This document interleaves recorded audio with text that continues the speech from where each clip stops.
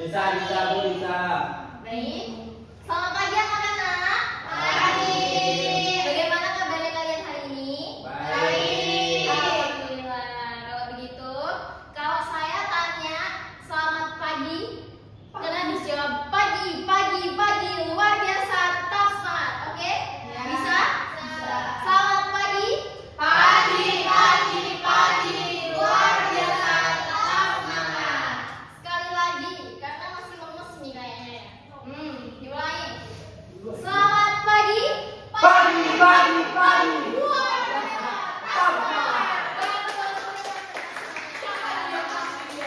Baik, sebelum kita memulai pembelajaran pada pagi hari ini, kita berdoa terlebih dahulu. Ketua kelasnya silakan dipimpin. Baik, sebelum memulai pembelajaran pada pagi hari ini, alangkah baiknya kita berdoa terlebih dahulu. Berdoa mulai. Berdoa selesai. Baik, terima kasih. Sebelumnya saya akan mengajak kalian speaking terlebih dahulu, biar kita semangat ya. Kalau saya bilang tepuk satu kan gini, tepuk dua, tepuk tiga, tepuk satu, tepuk dua, tepuk tiga,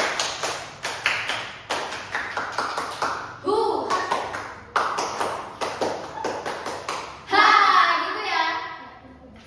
Bisa semuanya ya? Oke, tepuk satu, tepuk dua, tepuk tiga,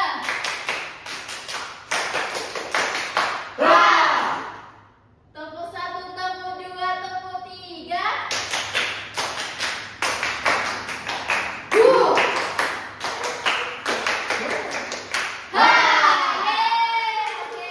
Sebelumnya saya mau tanya, di pertemuan sebelumnya pernah dijelaskan soal siklus hidup pada hewan? Pernah. Siapa yang masih ingat siklus pada hewan itu ada berapa? Dua. Apa aja? Metamorfosis sempurna dan tidak sempurna. Metamorfosis yang sempurna contohnya apa? Yang tidak sempurna? Belalang. Oke, berapa tahap? Tiga. Yang Yang yang belalang tiga. Saya ingat ya berarti ya. Ya. Bagus. Jadi masuk diingatan. Kalau begitu, apa sih hubungannya siklus hewan dengan tumbuhan? Apa sama aja, siapa yang bisa katakan? Bisa? Sama-sama hidup. Betul. Jadi kesimpulannya benar ya. Jadi setiap makhluk hidup, tumbuhan, hewan, manusia pasti mengalami pertumbuhan dan perkembangan. Nah, kalian tidak mungkin bayi terus, tidak mungkin remaja terus, tidak mungkin dewasa terus. Kalian pasti dari apa? Ada tahapannya kan? Ya. Ibu dari langsung gede. Iya, dia pada dewasa. Kalau gitu ya saya takut ya. Oke, lanjut ya. Nah, begitu tujuan pembelajaran kita hari ini, yaitu peserta didik mampu menganalisis siklus hidup makhluk hidup dan upaya pelestariannya. Oke, langsung saja saya akan ngasih kalian kasus nyata.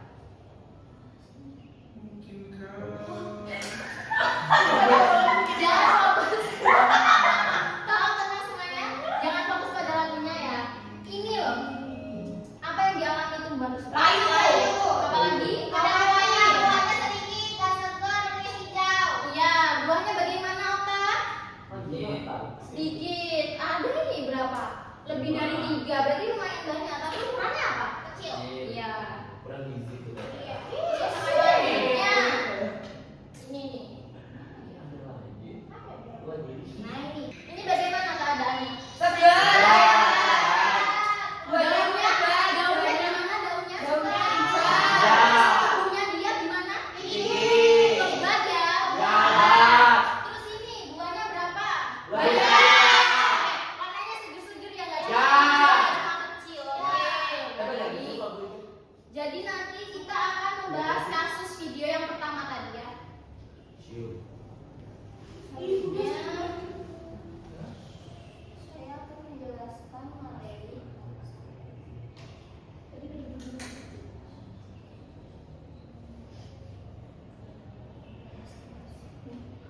Materi kita yaitu mengenal siklus hidup tumbuhan. Nah, pengantarnya, siklus hidup tumbuhan adalah proses perubahan yang dialami tumbuhan dari awal tumbuh hingga menghasilkan tumbuhan baru. Proses ini berlangsung terus-menerus dan disebut juga dengan daur hidup tumbuhan. Jadi meskipun kalian menanam satu benih ya, tapi nanti kalau siklusnya terus berulang ya, bisa berkembang banyak. Seperti itu. Lanjut. Pengertian siklus hidup tumbuhan.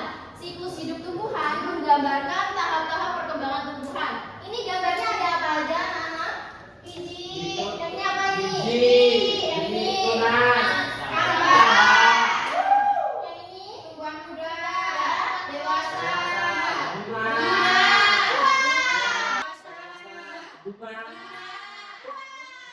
Jadi terus berulang ya.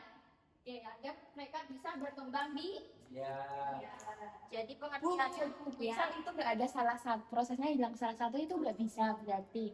ya tergantung. Kalau misal dia tumbuhan yang bisa berkembang biak dengan biji, ya pasti tetap bisa. Terus ada yang tumbuhan vegetatif. Vegetatif berarti kan dari tunas ya, dari cangkok seperti itu nggak perlu biji, jadi tetap bisa. Singkong. Iya betul, Rafi. Tepuk tangan buat temannya. Lanjut ya. Sebelum mereka berkembang biak, awalnya itu ada biji. Biji ini contohnya kayak gini ya. Biji merupakan awal kehidupan tumbuhan. Di dalam biji terdapat calon tumbuhan baru yang disebut embrio. Ini mana ini kira-kira embrionya? Yang tengah. Iya, betul. Jika biji ditanam di tempat yang sesuai, biji akan tumbuh menjadi kecambah. Selanjutnya, untuk mengukur pemahaman kalian, Ibu akan membagikan lembar kegiatan. Ini dikerjakan secara berkelompok ya. Enggak, kelompok nggak ada. Misalnya pergi Bu. Ya ditunggu ya. Ya. Pinjam sayang. Ibu mau menjelaskan. Ini yang KBD-nya. Ya. Nah, di sini pasti sudah tahu ya kan. Ada mata pelajaran sudah ditulis di sini. 3 kelompok sama anggotanya apa. Terus tabel pengamatannya. Tadi yang video 1 ini teman subur, ini kebalik ya harusnya nggak apa-apa guys. Video 2 tomat layu. Nah, tabel pengamatannya ini ditulis ciri-cirinya sudah ada.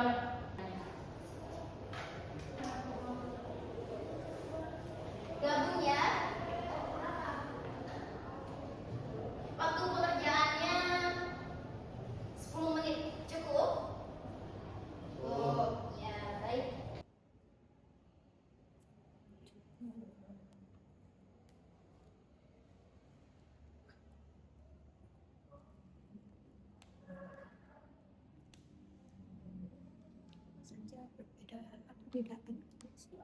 Oh, ibu kecil sekali. Diisi dulu. Kalau tidak cukup bisa dibaliknya ya. Ini diisi, Bu. Iya. Ya. Ya sayang, ya pilih salah satunya atau duanya yang tadi nampak itu. Ini kan ada contohnya. Nah, contohnya ini hanya contoh saya. Jawabannya kan dari kelompok kamu. Ditulis di bawahnya. Ini sama aja. Sama aja ya.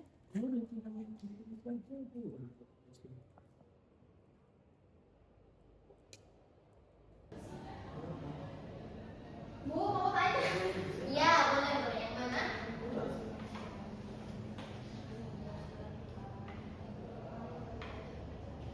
Ini ya. Dari posisi daunnya, kenapa? Itu ya. Temennya dibantu ya. Kerjasama ya. Sudah bagus, kalian bisa memahami.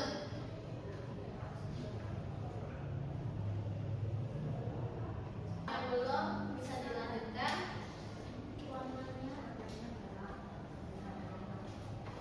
Iya, ditulis dulu ya. Anggotanya siapa aja. Muat Bu. Boleh ditaruh di belakangnya ya. Kosong soalnya. Nah,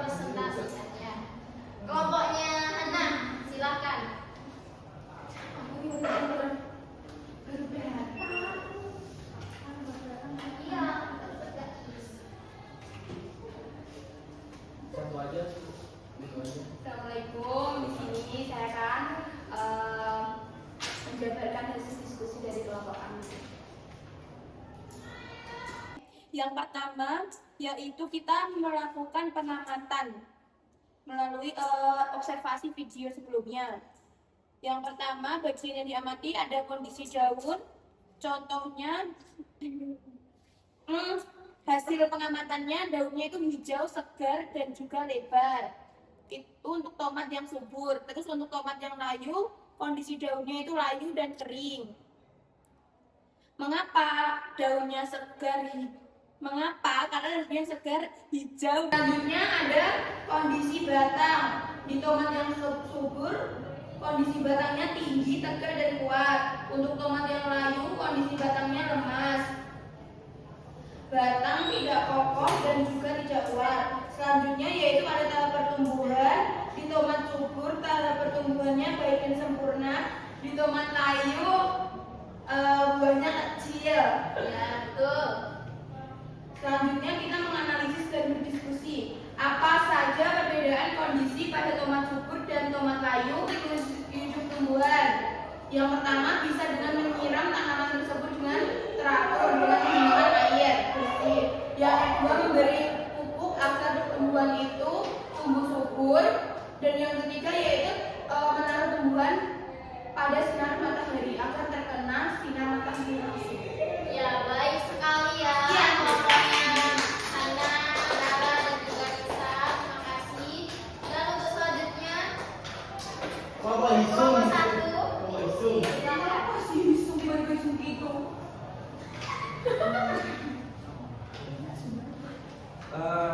Ini hasil diskusi kita ya. Ini satu banget, Bu.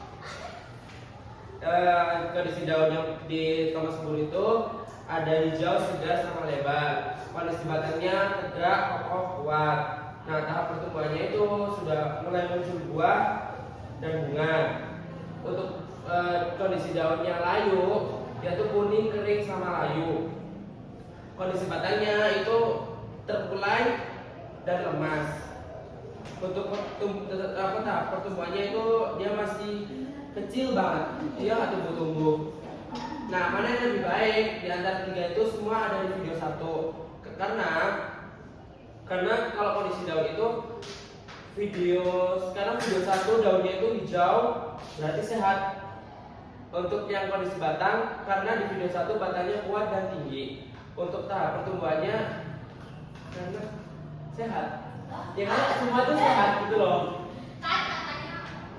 Yang penting jawabannya Lanjut. Terus soal esai yang kedua, apa saja perbedaan kondisi pada tomat subur dan layu berdasarkan hasil pengamatan kalian? Tomat subur lebih hijau dan buahnya lebat. Untuk yang layu itu lebih kuning, dia lebih hijau sama buahnya jarang. Apa? Batangnya itu lebih kayak menguning, hijau kuning gitu loh, kuning mustard. Gitu. Terus faktor apa saja yang menyebabkan tomat layu itu kurang air sama kurang pemupukan? Bagaimana? Bentar. Ibu mau tanya, kan kurang air itu bisa menyebabkan tumbuhan rusak. Kalau kelebihan air, rusak juga. Kenapa? Soalnya dia kelebihan Tidak baik. Sama sesuatu yang kekurangan itu sudah tidak baik. Iya. yang pas-pas saja. Iya. Lebih tepatnya karena kan tanahnya lembab terus, jadi mereka itu tidak bisa menapas, tidak bisa memproduksi unsur hara dari tanah. Ya lanjut. Sudah bisa ya semuanya. Bagaimana hubungan antara kondisi tumbuhan dengan kelangsungan siklus hidup? Saling berhubungan. Udah, jawabannya cuma satu, saling berhubungan. That's simple. Ya kan emang kalau nggak saling That's berhubungan simple. ngapain? Saling berhubungan. Lanjut, silakan dirancangkan solusinya. Solusinya itu menyiram air, memberi pupuk, dan ini dijemur di sinar matahari. Masa biar terpapar sinar matahari? Ya, cukup sinar matahari ya. Jangan dijemur. Baik, terima kasih. Beri aplaus untuk semuanya.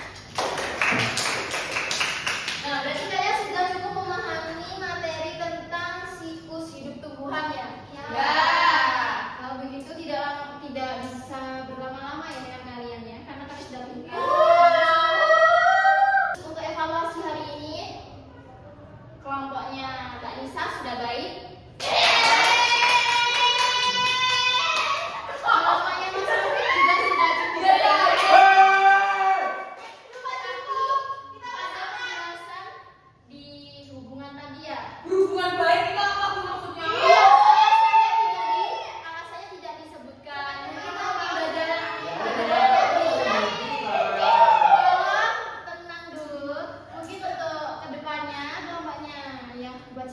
aja, bukan buat kelompoknya Mas Rafif aja ya. Itu bisa lebih baik. Oke? Sebagai refleksi kita semua hari ini dalam pembelajaran. Kira-kira pembelajaran hari ini bagaimana ya dengan saya? Senang tapi agak sulit. Sulitnya di bagian Itu tadi yang apa hubungannya? menganalisis videonya tadi ya. Soalnya itu sedikit hot buat kalian. Jangan Bu. Ya itu kasus ya, karena ya langsung kasus nyata. Karena biar saya tuh mengerti bagaimana sih cara saya itu berpikir kritis ketika dihadapi masalah nyata.